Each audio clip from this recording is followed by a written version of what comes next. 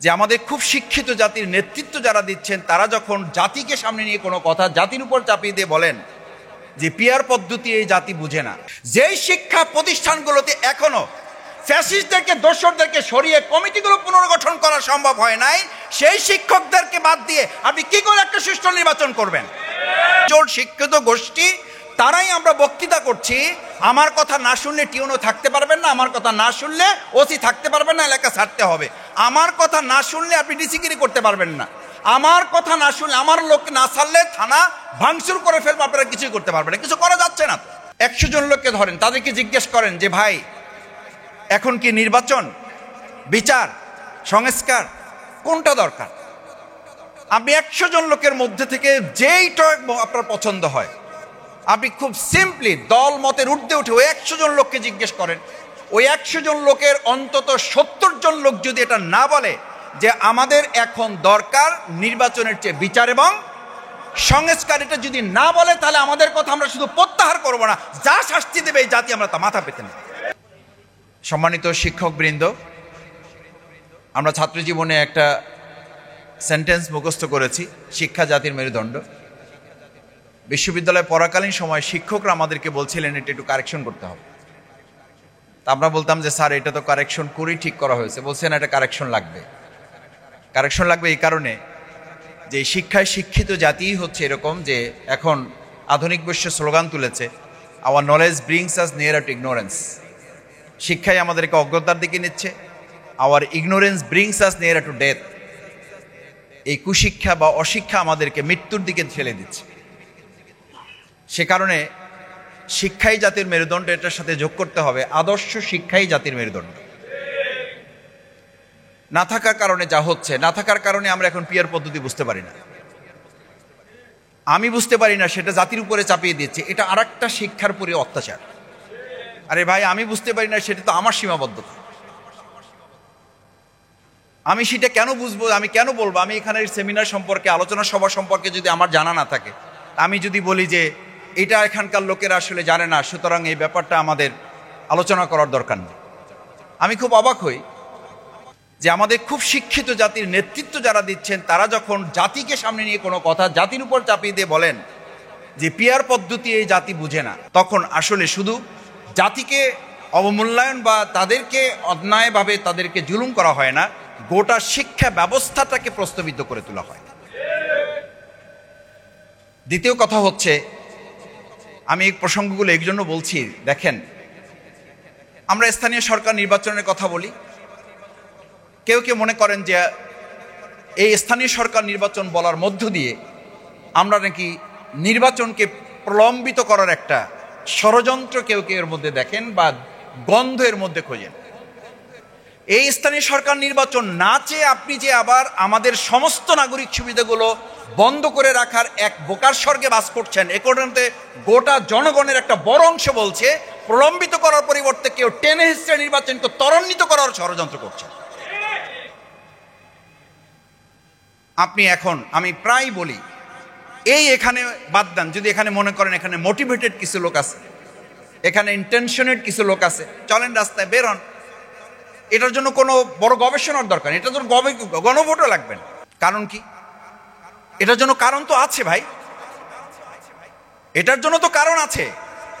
সেই কারণগুলো হচ্ছে আমাদের এই শিক্ষিত জাতি, শিক্ষিত অঞ্চল, শিক্ষিত গোষ্ঠী, তারাই আমরা বক্তৃতা করছি, আমার কথা না শুনলে টিউনও থাকতে পারবেন না, আমার কথা না শুনলে ওসি থাকতে পারবেন না, এলাকা ছাড়তে হবে, আমার কথা না শুনলে আপনি ডিসিগিরি করতে পারবেন না, আমার কথা না শুনলে আমার লোককে না ছাড়লে থানা ভাঙচুর করে ফেলবে, আপনারা কিছুই করতে পারবেন না। কিছু করা যাচ্ছে না। আমরা থানা রক্ষা করতে পারি না, সেই লোকরা হাজার হাজার কেন্দ্র আমরা রক্ষা করতে পারবো, এটা শফিকুল ইসলাম মাসুদ আমাকে কেন বিশ্বাস করতে হবে? আমি আমার এলাকার কথা মাঝে মধ্যে বলি, এলাকার কথা তো একটা টোকেন এলাকা, এটা সেই এলাকা তো এখন এই গতকালকেও তো আপনাদের মিডিয়াতে আমি দেখলাম, আমি আমার খোঁজ নিয়েছি, আমার ভাইদেরকে আমি বলেছি, তাকে একটা দল করার প্রস্তাব দেওয়া হয়েছে, সেই দলের প্রস্তাবে সে রাজি না হওয়ায় তার উপর হামলা করা হয়েছে, তাকে মারধর করা হয়েছে, শারীরিকভাবে নির্যাতন করে তাকে হসপিটালে ভর্তি করা হয়েছে। কেন সে ওই দল করবে না? তাহলে ফেসিবাদ মুক্ত আমরা যখন বলছি, সেই ভাইয়েরাই আবার যখন বলেন আইন অঙ্গনে, প্রশাসনে বিভিন্ন কেন্দ্রে রন্ধ্রে রন্ধ্রে ফেসিবাদের দোসররা বসে আছে, সেই দোসরদের দিয়ে আপনি কি করে অবাধ, সুষ্ঠু, অংশগ্রহণমূলক, নিরপেক্ষ একটা নির্বাচন আপনি করবেন? এটা কি করে আপনি আশা করেন? যেই শিক্ষা প্রতিষ্ঠানগুলোতে এখনো ফ্যাসিস্টদেরকে, দোসরদেরকে সরিয়ে কমিটিগুলো পুনর্গঠন করা সম্ভব হয় নাই, সেই শিক্ষকদেরকে বাদ দিয়ে আপনি কি করে একটা সুষ্ঠু নির্বাচন করবেন? এই শিক্ষকরাই তো প্রিজাইডিং অফিসার এবং বিজ্ঞ কেন্দ্রে তারা দায়িত্ব পালন করবে। আমি কথা বাড়াতে চাই না, প্রধান বক্তা গুরুত্বপূর্ণ বক্তব্য রেখেছেন, প্রধান অতিথি কথা বলবেন। আমি শেষ একটা কথা বলে আমার বক্তব্যের ইতি টানতে চাই। সম্মানিত সুধীমণ্ডলী, শিক্ষকবৃন্দ, সাংবাদিক ভাইয়েরা, আদর্শ শিক্ষক ফেডারেশনের মূল লক্ষ্য হচ্ছে, আমরা আমাদের মাননীয় শিক্ষা উপদেষ্টা মহোদয়ের সাথে কেন্দ্রীয় সভাপতি, আজকের প্রধান অতিথি অধ্যাপক মুজিবুর রহমান সাহেবের নেতৃত্বে আমরা একটা টিম গিয়ে দেখা করে তাকে বলেছি, আমাদের কথাগুলো তাকে জানিয়েছি। সেই কথাগুলোর মধ্যে একটা উল্লেখযোগ্য কথা ছিল, আমাদের সম্মানিত শিক্ষকবৃন্দ যারা বিভিন্নভাবে এখনো নিগৃহীত, শিক্ষকদেরকে রাস্তায় বসিয়ে রেখে আমরা চেয়ারে বসিয়ে থাকি, এটা একটা জাতির উন্নতির কোনো চিত্র হতে পারে না। শিক্ষকদেরকে দিনের পর দিন রাস্তায় ঘুরিয়ে আমরা এসির মধ্যে বসে সিদ্ধান্ত গ্রহণ করে দেশ চালাবো, এটার জন্য আমাদের ভাইয়েরা, বোনেরা, আমাদের শিক্ষকেরা এই প্রেস ক্লাবের সামনে যারা এসির মধ্যে বসে এখন দেশ চালান, আমি শফিকুল ইসলাম মাসুদ সাক্ষী দিচ্ছি, এই প্রেস ক্লাবের সামনে আমি লুঙ্গি পরা শিক্ষকদেরকে দেখেছি, যারা ঘর থেকে প্যান্ট পরে আসার সময় নেন নাই, তার আগে তার ছাত্রদেরকে বাঁচাবার জন্য ফ্যাসিবাদের গুলির সামনে দাঁড়িয়েছেন। সেই শিক্ষকদের দাবি না মানলে বাংলাদেশকে সামনের দিকে সুষ্ঠুভাবে পরিচালনা করা যাবে, এটা কেউ বিশ্বাস করে না। আসুন সেই শিক্ষকদের দাবি আদায়ে আমরা বর্তমান অন্তর্বর্তীকালীন সরকারকে অনুরোধ করব, আহ্বান করব। এরপরে যদি না হয় তাহলে তাদের আন্দোলনের সাথে আমরা একাত্মতা ঘোষণা করে রাজপথে নামা ছাড়া তো আমাদের আর কোনো পথ থাকবে না। তার আগে শিক্ষকদের যে ন্যূনতম দাবিগুলো আছে সেই দাবিগুলো মেনে নেওয়ার জন্য উদাত্ত আহ্বান জানিয়ে আমার কথা শেষ করছি। আসসালামু আলাইকুম রহমতুল্লাহ। বাংলাদেশে এখন যে পর্যায়টা চলা উচিত ছিল সেটা হলো অপরাধীদের বিচার এক নম্বরে হওয়া দরকার ছিল, সেই বিচার এখনো দৃশ্যমান হয় নাই। বিচার শুরু হয়েছে বলছেন, আমি বলি শুধু বিচার শুরু হলে চলবে না। নির্বাচনের আগে বড় বড় ক্রিমিনাল যারা এই দেশের টাকাকে বিদেশে পাচার করেছে, যারা মানুষকে হত্যা করেছে, খুন করেছে, গুম করেছে, গোটা জাতির সাথে বিশ্বাসঘাতকতা করে বাংলাদেশের স্বাধীনতা প্রতিবেশীর হাতে তুলে দিয়েছে, তাদের আগে বিচার করা দরকার ছিল।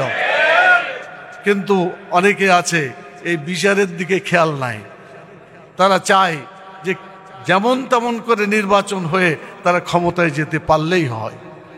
আমরা একজন ফ্যাসিস্ট সরকারকে বিদায় করেছি, নির্বাচনের মাধ্যমে অন্যায়ভাবে আর একটা ফ্যাসিস্ট সরকার বাংলাদেশে আসুক, জনগণ এটা হতে দেবে না।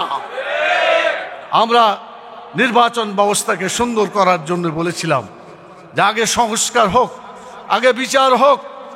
আমরা বলেছি পিআর পদ্ধতিতে নির্বাচন করার জন্য।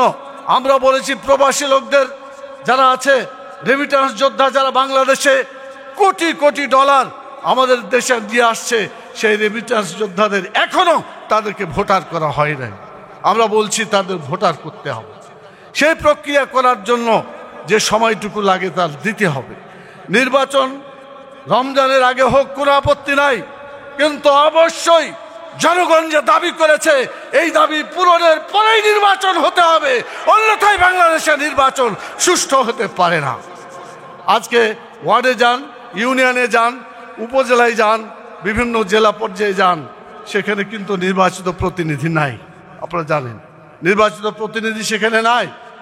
আজকে মাস্তান, বিভিন্ন ধরনের চাঁদাবাজ আজকে তারা সেখানে জায়গা করে নিয়েছে, এবং তারা আজকে গোটা দেশের যে অবস্থা করেছে, দু একটা ঘটনায় আপনারা জানেন। এখন চাঁদা না দিলে তাকে মেরে ফেলা হয়, মানে আজব এই বাংলাদেশ। চাঁদা না দিলেই জীবন শেষ। কিন্তু আমাদের এমন একটা দেশ হওয়া দরকার, এমন একটা সংবিধান দেশে প্রণয়ন করা দরকার যেখানে সেই দেশ হবে যে এখন যেমন বলা হচ্ছে এমন একটি দেশ, চাঁদা না দিলে জীবন শেষ।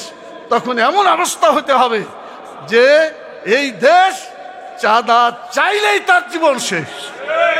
এইরকম পরিস্থিতি যদি হয় তাহলে সৎ নেতৃত্ব গড়ে উঠবে ইনশাআল্লাহ। আমরা বেশি লম্বা করতে চাচ্ছি না সম্মানিত ভাইরা। আমাদের আজকে মূল বক্তব্য হচ্ছে তিনটে। এক নম্বর হচ্ছে ছাত্র এবং শিক্ষকদের যে অবদান ছিল সেই অবদান স্থায়ীভাবে স্বীকৃতি দেওয়ার জন্য যে জুলাই ঘোষণা হয়েছে সেখানে কিন্তু শিক্ষক ছাত্রের অবদানের কথা উল্লেখ নাই, এটা অন্তর্ভুক্ত করতে হবে। দুই নম্বর আমাদের দাবি যেটা সেটা হচ্ছে যে এদেশের শিক্ষা ব্যবস্থাকে সত্যিকারভাবে এমনভাবে গড়ে তুলতে হবে যাতে চরিত্র তৈরি হয়, কোনো চাঁদাবাজ তৈরি না হয়, খুনি ডাকাত যাতে তৈরি না হয়, এমন শিক্ষা ব্যবস্থা বাংলাদেশে চালু করতে হবে। সর্বশেষ কথা বলে আমি শেষ করতে চাই, কারণ 5টায় জামাত, সেজন্য আমি কথাকে একেবারে শেষ করছি।